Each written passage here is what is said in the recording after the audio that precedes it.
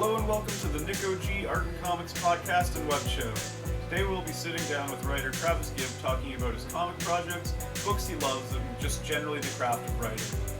Just some housekeeping before we get into it. I want to apologize for the sound quality of these first couple episodes. On my end, I've just set up a nice condenser mic so future episodes will sound exponentially better.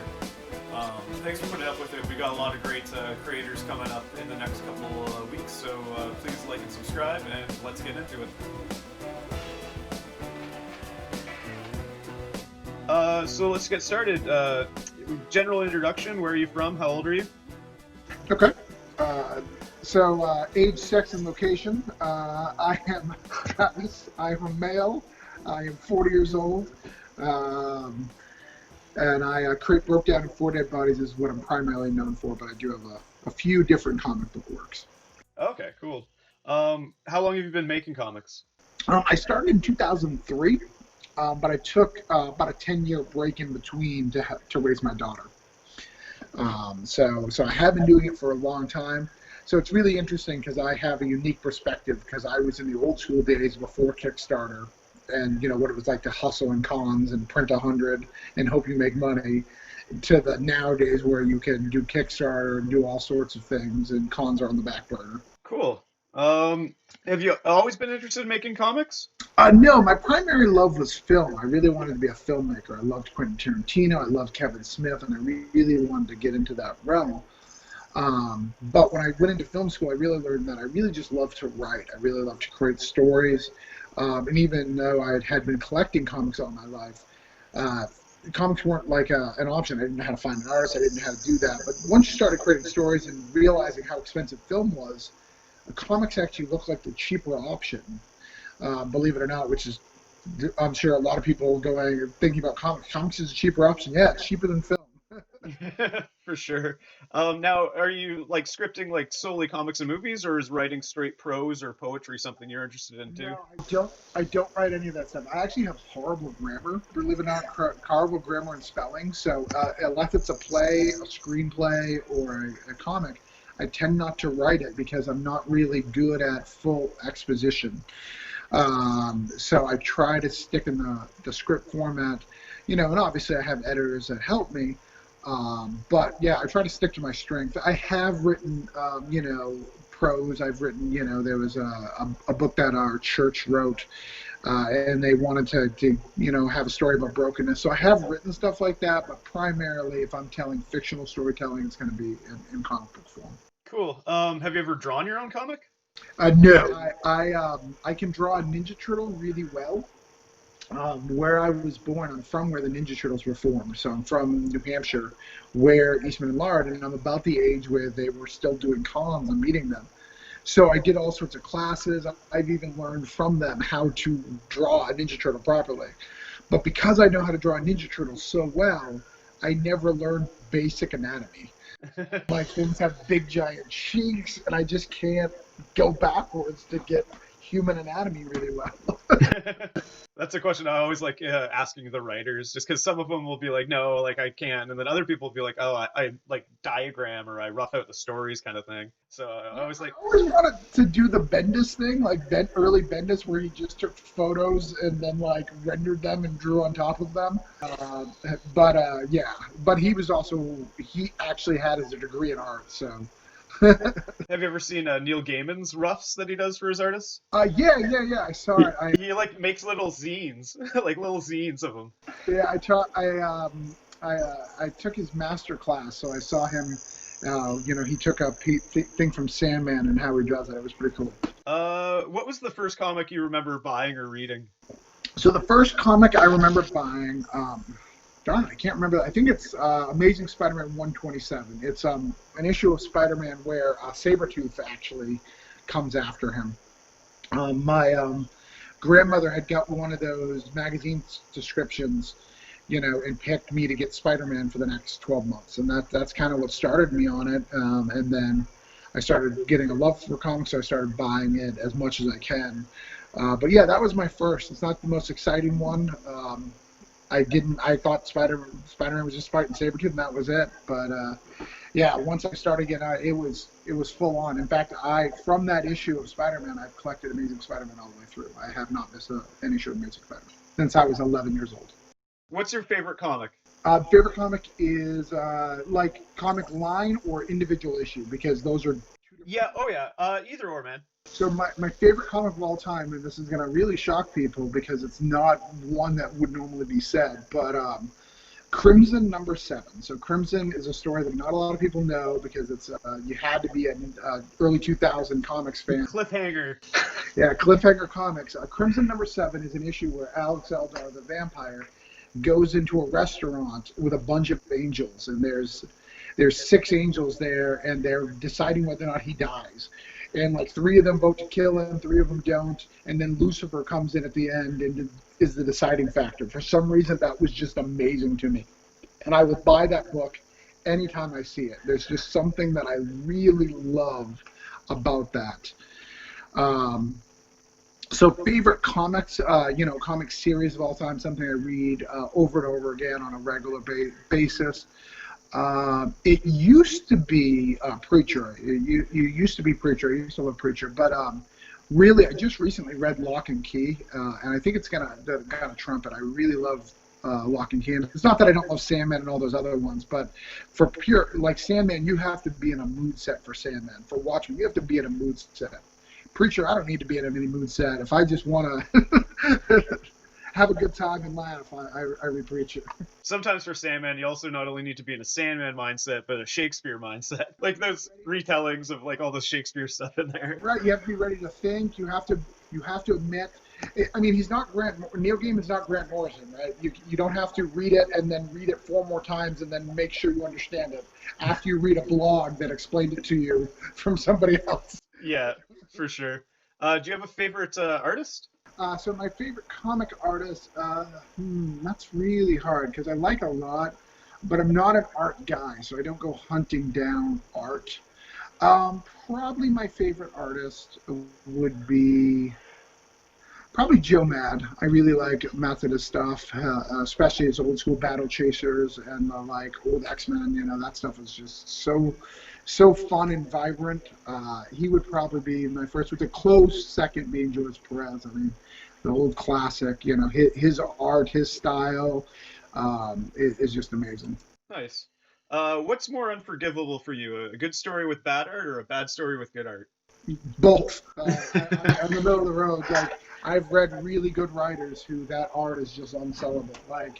Like uneven thing, especially when you can tell like the artist is trying to go for a weird vibe, and that vibe is more important than the story. So yeah, bad art. It's definitely I fall on bad art. Probably I'd lean towards bad art has to be gone, and it has to be. And I can accept bad art. I mean, there's a lot of bad art out there. There's some things in Marvel and DC right now where I'm like, I don't know why we're reading it, why this is being published. But it's got at least it's legible, like, and you can see what's going on. That old '90s style where it was all big lines and big people, like the old Prophet stuff. Not like right after the main guy. I can't think of the guy who wrote Prophet, who drew Prophet. Liefeld. He left. What did Liefeld didn't do the first one? Didn't somebody? I think he might have done issue 0 for Prophet. I'm not sure, Yeah. or at least done the layouts. Like that guy just like even if when you look at Prophet, like the Prophet 0 cover is the same like pose as like he was in Youngblood 0 at the back. I don't know. It just recycled so much. He basically comes in, and a lot of that stuff is really, as I did my research for the old Liefeld stuff, a lot of it's Dan Frager just, draw Liefeld style. It's not even Liefeld. But yeah, like that old, like, grainy, they're putting a lot of, like, marks in it to make it look special and stuff, and I'm like, I can't tell what's happening here. You're trying to be Frank Miller, but you're not as talented, so stop. Do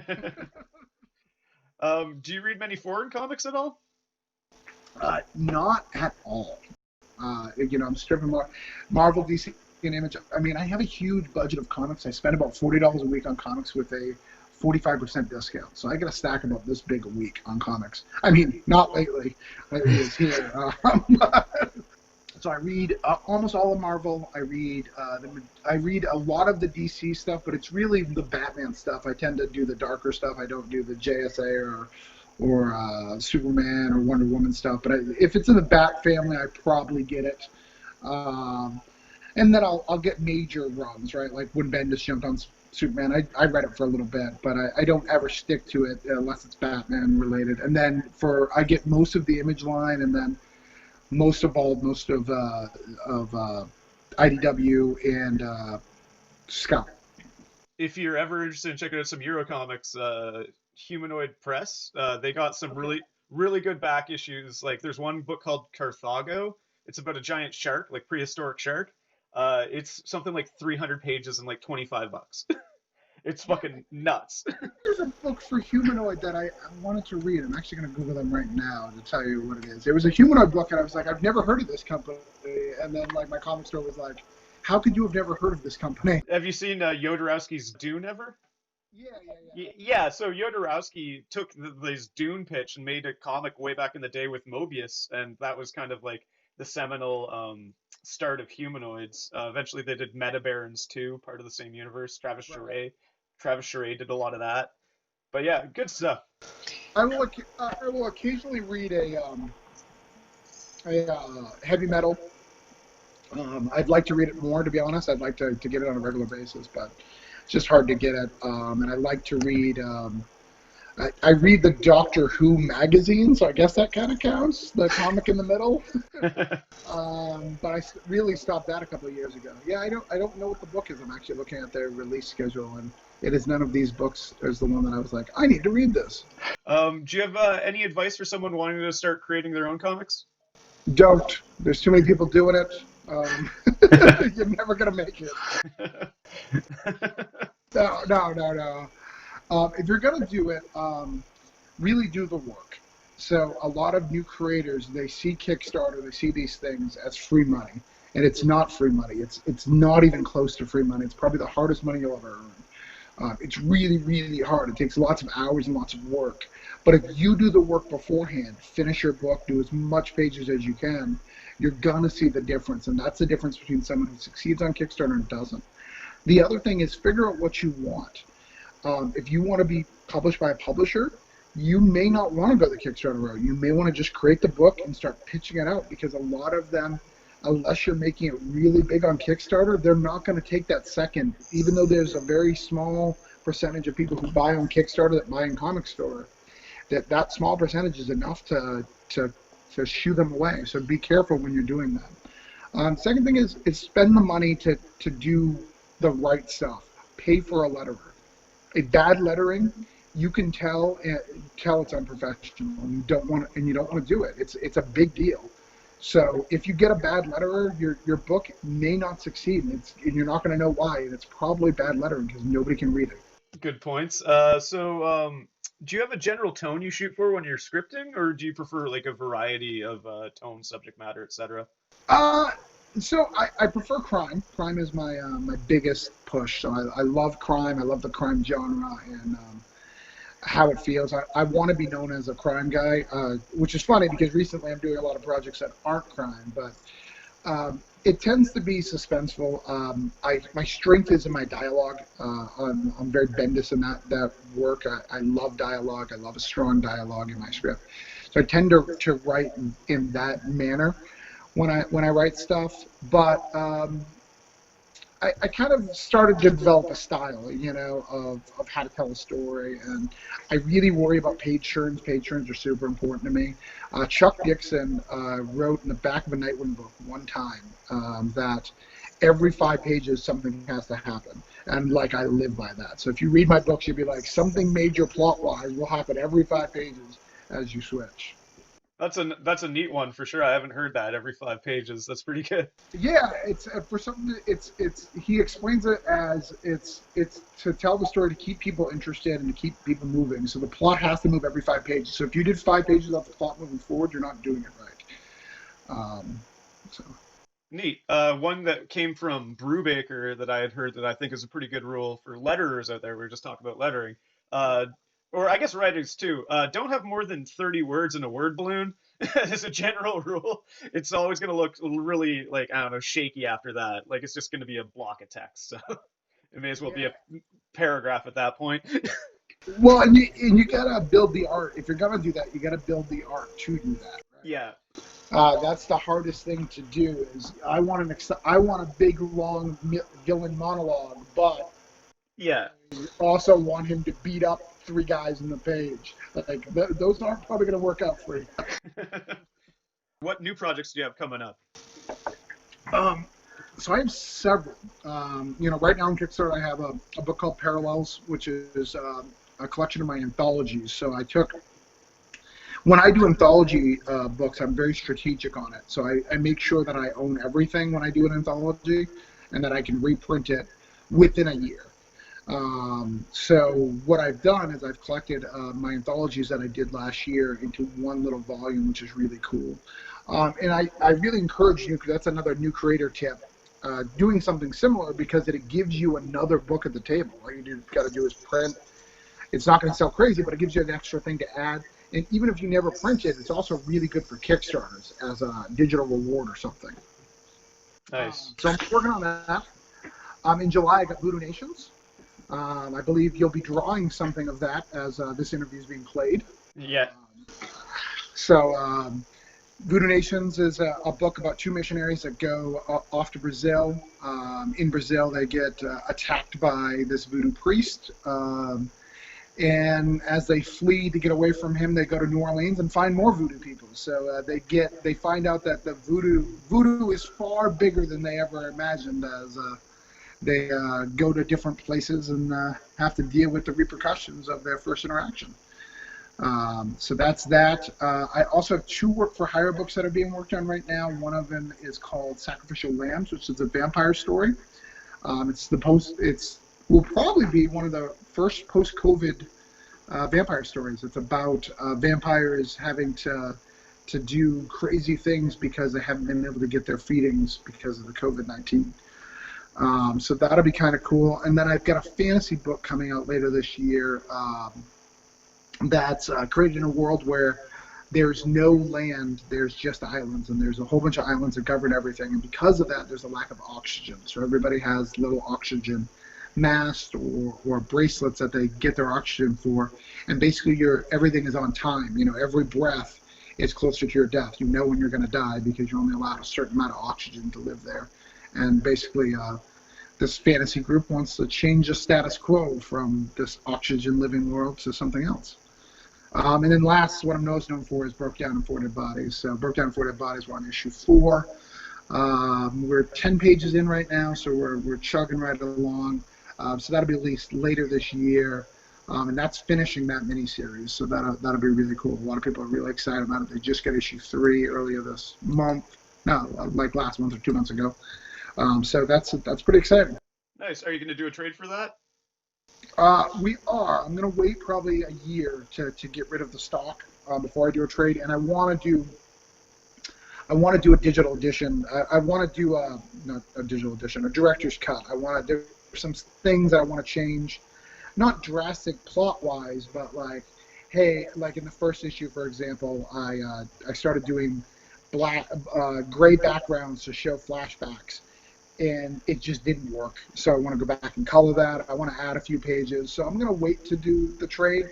Yeah. But yeah, I will definitely do the trade. I'm actually probably going to try to pitch the trade around to a couple of different publishers and maybe get it through Diamond. Yeah. If you're doing a color book, you may as well do sepia for those flashbacks. I thought I was cool and trendy, and then when I looked at it, I didn't like it. And then the next colorist came in, and I didn't tell him what to do on issue 2, and he just colored it, and I was just like, oh, I like it colored, so I guess I'll just stick with it. Nice. And then the last question here, dream project. If you could work on any IP, what would you choose? So there's a lot of, obviously Spider-Man, if you're going Marvel or DC, I want to write Spider-Man so bad. I want it in my bones. That would be my dream project. I think I'd do a great New Warriors. I think I'd do a great Nightwing. I think those things. But let's step outside the box and go back, since we've talked about Extreme and Image. I would like to take Kaboom. Do you remember Kaboom? I think that character is so profitable. I think that character fits everything I think he's very timely. I think he can fit today as he could then. I think the concept's really cool with the big giant gloves, and even when he lost a glove and gave one to the chick, really, really cool. Like, we only have like 6 issues total, and then 1 5-page story in Savage Dragon. That's it for this guy. Like, I'd really like to relaunch that and make that a top 10 book, because I think it could happen. Nice. What issue of Savage Dragon do you know offhand? It's issue 100, I believe. Okay, I don't remember that at all. I'm gonna have to whip out my archives. Yeah. If you need to find one, I actually bought an extra copy. Excited when I see it. I'm just thinking he might have changed it because there's a couple things that he changed for the archives and trades editions, like whether rights disputes or something like that. So I'm wondering if it got like touched up in the archive edition or not. Yeah, that makes sense. Yeah, he's. I'm a huge Kaboom fan. So here's your list. All right, so you've got the Kaboom regular issues. Those are fun. He's in the relaunch of Glory. The newest one? The newest one. Okay, yeah, it was Sophie Campbell. Yeah. So he's in the 5 thing. They have a big battle. He doesn't really do anything. He's just in the battle. Savage Dragon 100 has him as a 5-page backup as Savage Dragon trains him to be a hero. And he's also in a very rare Brigade one-shot that was only like a 300 print run. So that one's really hard to find. But if you can find it, they tried to relaunch Brigade. It had 1 issue because it's a Rob Liefeld book. And he's in that. Nice. Who created him? Was that Joe Madura? Jeff Loeb and Joe Madden. Okay, cool. That must have been like right after their Uncanny X-Men stuff together. I think it may have been right before. Okay. I think it was right before. I think it was probably or at the same time, you know. Okay. But it was right, you know. Jeff Loeb, once he did Long Halloween, like, I mean, you know, nobody like he wasn't doing stuff like that anymore. You know, he wasn't doing fun stuff. He was doing. Yeah, for sure. His work definitely took a turn.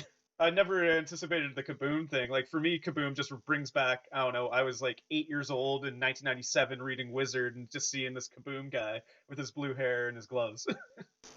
I actually just posted about it. I think that may be why I'm talking about it, because I just posted about it. I've been doing a top 10 on my Facebook of my favorite comics. And Kaboom just resonated with me. I never had a teen superhero that I loved. I loved Gen X. I loved a lot of the characters in Gen X, but I can't say one's more of my favorite than anything else. I like New Warriors a lot. I kind of identified with Darkhawk a little bit. I liked Darkhawk, but again, they were always older. But I never had the like Robin level or this young Superboy. You know, I didn't have that. I never had that. But Kaboom was the one kid I was like, I like that kid. That kid. He's just trying to get laid and survive. Like, I get it. Me, I understand. That's fantastic. Cool. Well, thanks very much, Travis, for sitting down with us. We should have this interview up in not too long, so I'll post it when it's done. I'll link it to the Kickstarter. It was a lot of fun. Yeah, no problem. Yeah, the Kickstarter is only running 10 days, so if it doesn't make it, no big deal. So the Kickstarter is kind of, we lost cons, right? So what are we going to do to raise funds to produce a book? I think you were similar with that with your last book, right? You wanted to get more done, but you really couldn't because you don't have the extra funds to be able to pay a colorist or pay all the stuff. I was in a similar situation, so I gathered all my anthologies together to sell it. And I'm doing pretty well. I've got like $800, and it's just to help me raise funds. It's not a broke down. It's not a Voodoo Nations. It's not a launch. It's just stuff I have that if you're interested in, I can get a little bit of money to help me get to where I need to go, you know? Yeah, for sure. Is a lot of that stuff in your anthologies crime, like you said, or is it varied? So it varies into two categories. So one is survival. So the survival is mostly horror. It has 1 crime story and then 2 horror stories. And then the other one's faith, but not necessarily religious faith. One of them is, about Lucifer. One of them is about Cthulhu. And one of them is, what's the other one? I remember the other one off the top of my head. Cthulhu. I've got Cthulhu. I've got the wife faith, and then I'm going to have to look it up. I'm struggling right now. But they're all faith-related books and stories. So it's kind of, one of them is about Reapers. So it's more of an action story. It's about Grim Reapers, and how I foresee them. So in my world, they come out and they attack. When someone dies, basically good Reapers and bad Reapers, based on your repercussions, they come and fight each other for your soul. Cool, man. Well, thanks again, and keep on making comics. Yeah, I will. Well, thank you for having me on.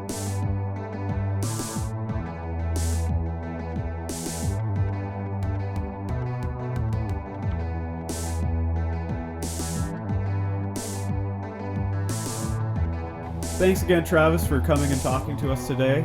It's a lot of fun having that conversation with you, and I had a blast drawing this pinup.